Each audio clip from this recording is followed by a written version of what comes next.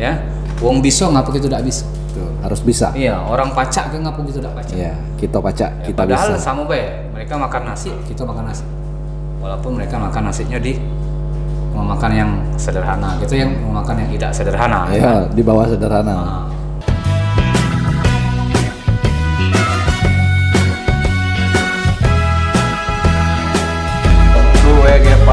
Mulai. Mas Bro Yopi Panhoten, apa Yopi Huzaifan? Yopi Panhoten. Yopi Panhoten ya. Ini kayak nama-nama Charlie. Charlie. Ya, Senamo tapi tidak senasib. Mas Bro sekalian ya. Jadi di sini seluruhnya kita panggil Mas Bro. Mas Bro. Mau siapapun kita panggil Mas Bro. Wali kota aja kita panggil Mas Bro. Ya. Ya, untuk Mas Bro sekalian, pemirsa di rumah, Mas Bro Yopi Panhoten ini adalah ketua pengurus bersama Ikatan Alumni Latihan Kepemimpinan Siswa Provinsi Sumatera Selatan. Ya. Benar ya? Ya, kan. Ya. Selain itu masih ada lagi nggak? Masih lah. Masih banyak ya? Masih banyak. Memang dia ini orang organisasi ya. Organisator ya. Iya, selain di KLKS juga di organisasi lain ya. Di organisasi lain. Sebutin dong salah satunya. Seperti Pemuda Muhammadiyah. Oh, Pemuda Muhammadiyah juga. Alumni HMI juga. Alumni HMI. GMNI enggak? GMNI. Simpatisan. Ya, Mas Bro, saya mau tanya sedikit nih. Dari Maret 2020 ya, kita pandemi COVID-19. Ya. Apa yang dilakukan? Apa namanya? Pandemi ini sebenarnya mengganggu kegiatan di kepemudaan apa enggak? Kalau pandemi ini bisa kita jadikan sebagai tantangan. Tantangan ya. Karena kita seorang aktivis, kita sebagai seorang pemuda, organisator ya, artinya kita harus bisa memberikan solusi ketika ada sesuatu permasalahan baik organisasi maupun masyarakat lingkungan kita. Ya. Terutama organisasi. Yang mana organisasi ini kan dilahirkan memang tujuannya untuk menyelesaikan permasalahan.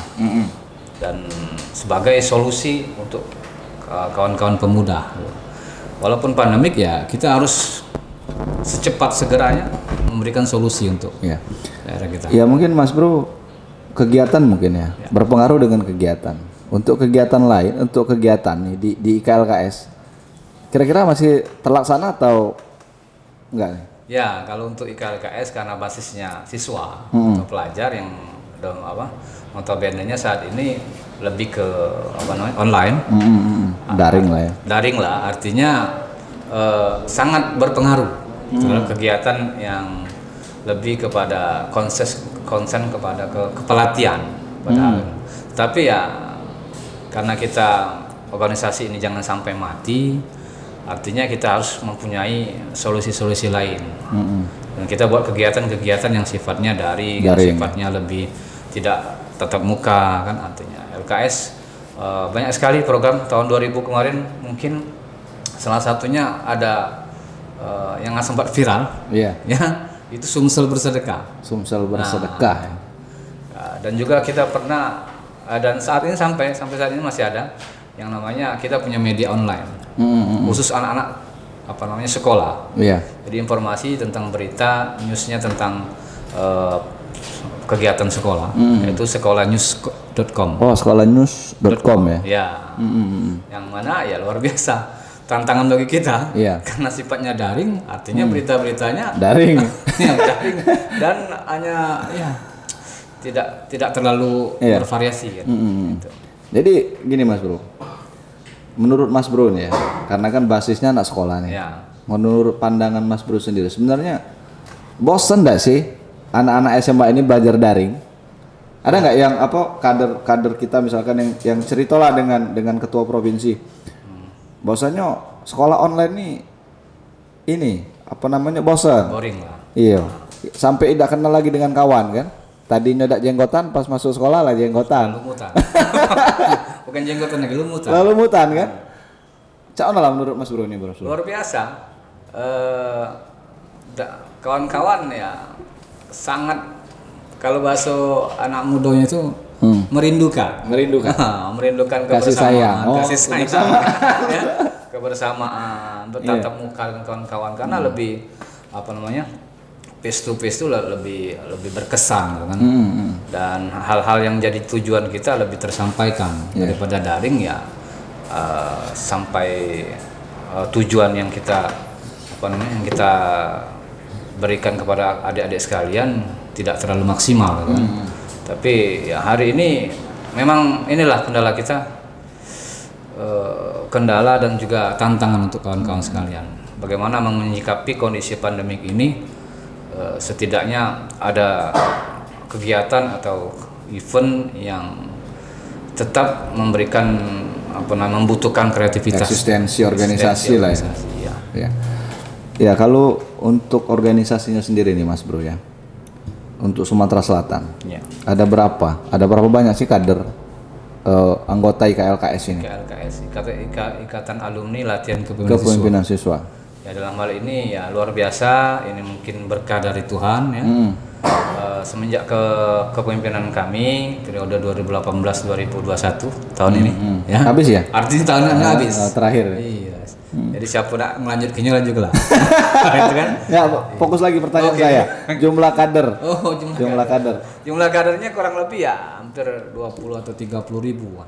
Se-Sumatera Selatan. Sumatera Selatan ini. Luar biasa berarti banyak ya. Dan itu lebih lebih sporadis. Lebih sporadis maksudnya? Ada di bidang-bidang kedinasan ya. Lembaga TNI atau Polri gitu kan. Karena kawan-kawan kita sudah didik, sudah bekali dengan ilmu kepemimpinan pada saat mereka sekolah ya. Kalau bahasa kita tuh bukalah PT Palu Gada. Apa lu Gada? Pacak Galo. Jadi LKS tuh didiknya dari nol. Ya. Kaget pas jadinya demi uang. Benar. Karena enggak kita bisa pungkirin. Iya. LKS ada redaksinya, Latihan Kepemimpinan. Iya. Kalau organisasi lain tuh himpunan mahasiswa Islam, berhimpun. Mahasiswa berhimpun ya. Benar. Ikatan Kesatuan Aksi Muslim Indonesia, aksi gitu kan. Iya. Kalau LKS ya kepemimpinan. Latihan. Seluruhnya. Jadi artinya mencakup global. Keseluruhannya ya. Kalau bahasa gitu tuh Pacak Galo. Palu Gada tadi. Apa lo minta gua ada? Soalnya kita pacak. Sriwijaya itu. Kita pacak. Iya. Pacak. Masih ngurus Sriwijaya. Fokus dulu ya.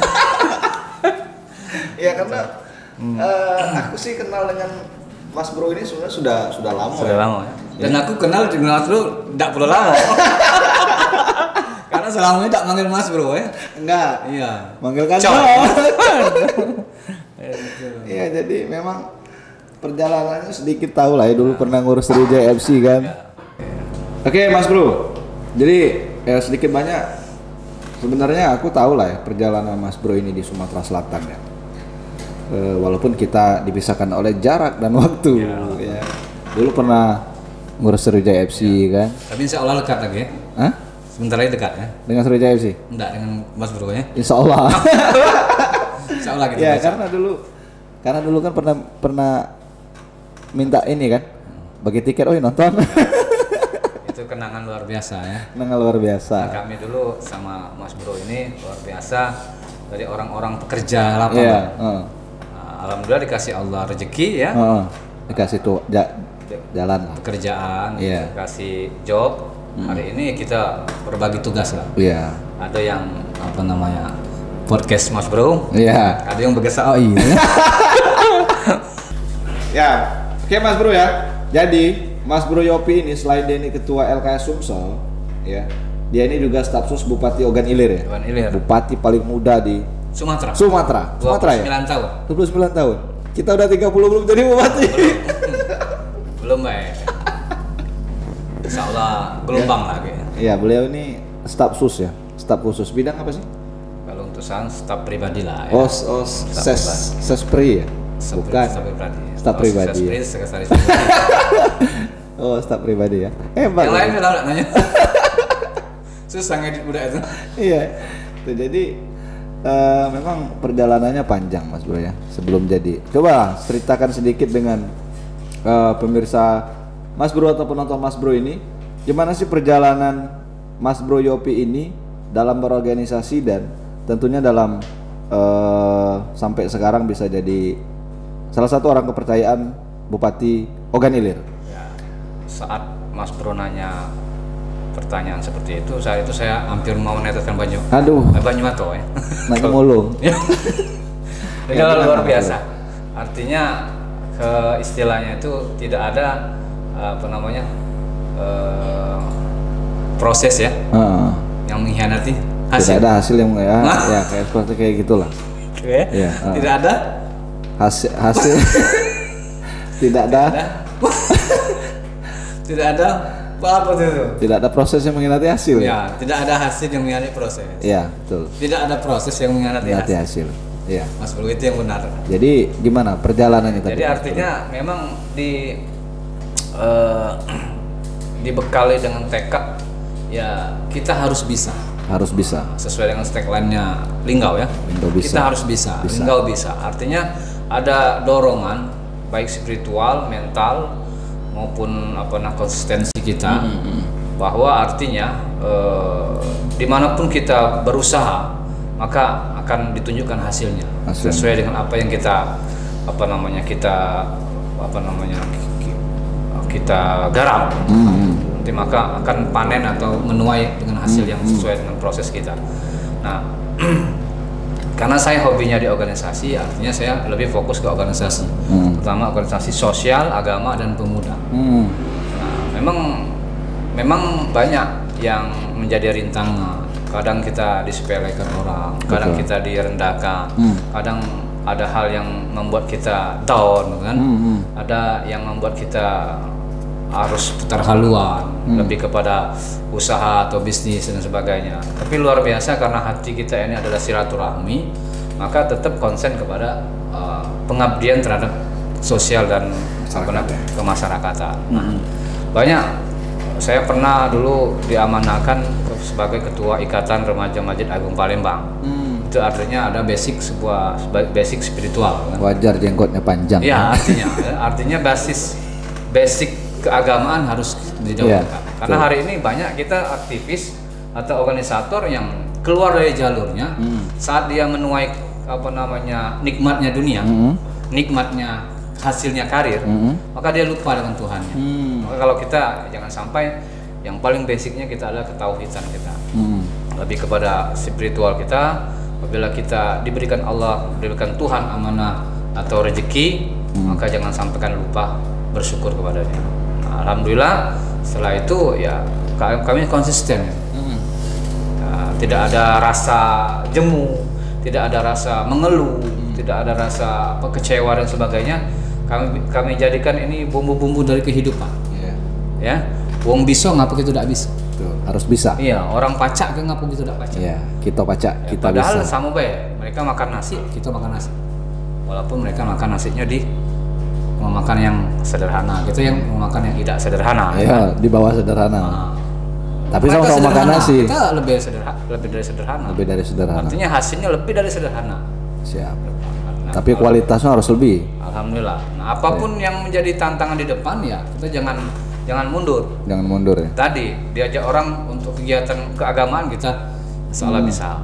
Diajak kegiatan sosial luar biasa. Laju.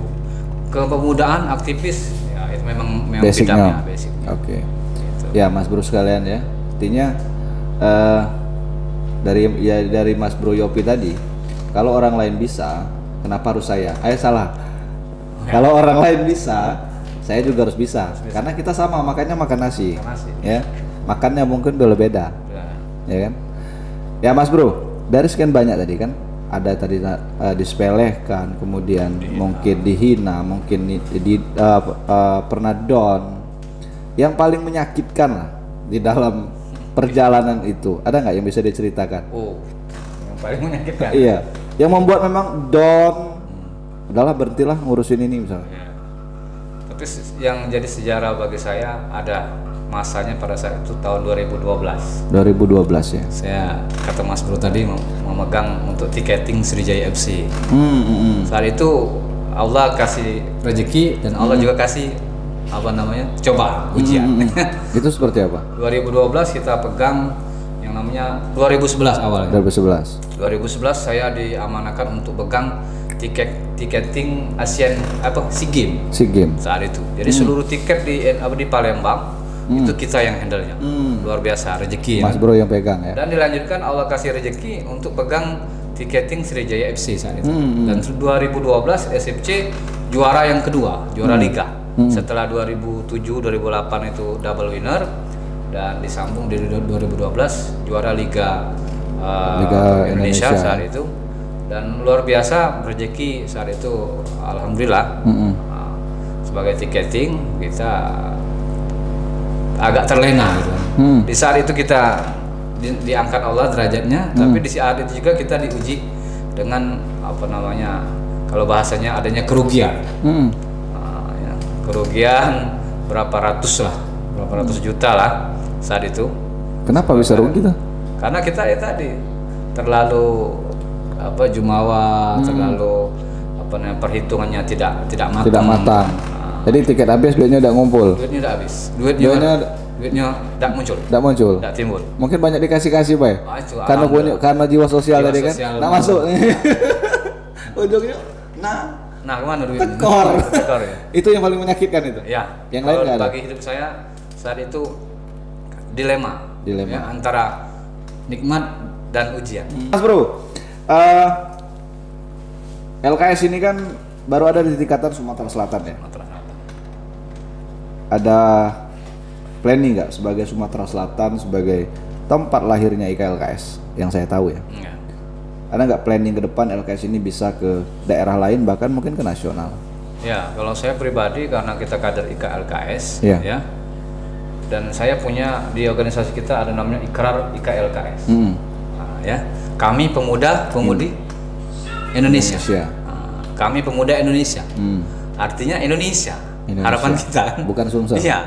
Kalau saya sebut Sumsel saja ya tidak sesuai. Kami pemuda Sumsel. Dan ini selalu didengungkan daripada 20 sampai 30 tahun lah mendengungkan ikrar IKLKS ini. Kami pemuda Indonesia. Ya, padahal ya dalam hal ini ya kita sebenarnya punya niat yang besar, tapi ya karena kapasitas kita di Sumatera Selatan karena ada kepengurusan pusat. Pernah tahun 2010 periode saya yang pertama itu kita dirikan provinsi Bengkulu saat itu. Ya, pada saat periode saya dulu. Tapi belum dimaksimalkan, dan juga kita ada Bangka Belitung. Bangka Belitung ada. Jadi yang lebih dominan saat ini yang munculnya itu Sumsel, Bangka Belitung dan Bengkulu. Tapi yang aktif itu paling di Sumatera Selatan. Tapi kita berharap nantinya senior-senior kita, para pendidik organisasi ini mempunyai semangat bahwa adanya kalau bahasa kerajaan itu Sumpah Palapa, Gajah Mada. Belum akan menikmati kenikmatan dunia sebelum Nusantara ini bersatu. Nah, kalau kami pribadi ya kita insya Allah tidak akan istirahat dari organisasi sebelum organisasi ini melambaikan sayapnya di Nusantara. Di nasional. Tidak hanya di Sumatera Selatan. Insya Allah kita baca. Ya. LKS nasional. Bisa baca, kita tidak bisa. Ya. LKS nasional kita baca. Gitu. Oke Mas Bro, menghadapi kondisi perkembangan zaman saat ini. Ya, dalam Al-Quran itu disebutkan oleh Allah dalam surah Al-Kahfi, nahnu naqussu 'alaika naba'ahum bil haqq innahum fityatun amanu bi rabbihim wa zidnahum huda. Artinya telah kami ceritakan kepadamu kisah yang benar, yaitu mereka para pemuda yang beriman kepada Tuhannya dan kami berikan hidayah dan petunjuk. Artinya pemuda ini memang di sisi peradaban memang menjadi harapan. Dalam Al-Quran disebutkan dalam peradaban zaman maupun Islam ataupun Masehi itu pemuda yang menjadi peran penting untuk perubahan peradaban bangsa dan negara. Nah, hari ini ya para pemuda ya saya rasa walaupun saya ya bisa dibilang sudah hampir tua lah ya. Generasi tua. Tapi saya berpikir ya masih lah masuk. Masih muda. Milenial ya. Milenial ya. 35 ke bawah ya.